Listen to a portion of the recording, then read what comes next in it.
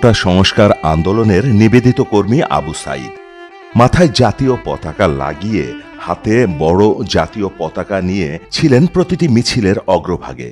সাহসিকতার কারণে কোটা সংস্কার আন্দোলনের অন্যতম সমন্বয়ক ছিলেন তিনি।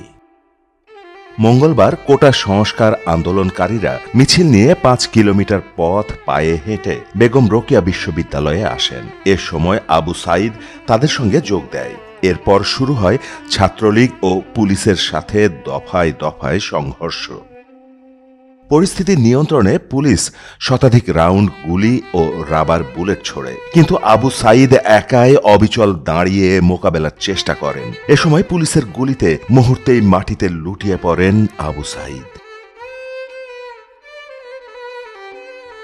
আবু সাঈদের বাড়িতে এখন চলছে শোকের মাতম।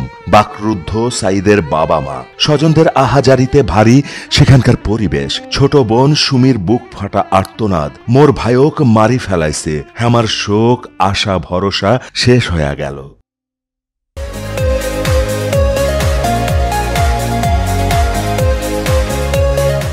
আবু সাঈদের বাবা মকবুল হোসেন, তিনি পেশায় একজন দিনমজুর। অর্থাভাবে কোনো ছেলে মেয়েকে লেখাপড়া করাতে পারেননি তিনি।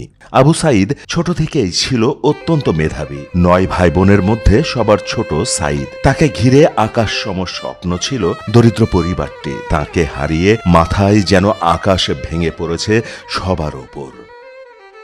বুধবার সকাল ৯টায় রংপুরের পীরগঞ্জ উপজেলার মদনখালী ইউনিয়নের বাবনপুর গ্রামে জাফরপাড়া মাদ্রাসা মাঠে তার নামাজে জানাজা অনুষ্ঠিত হয়।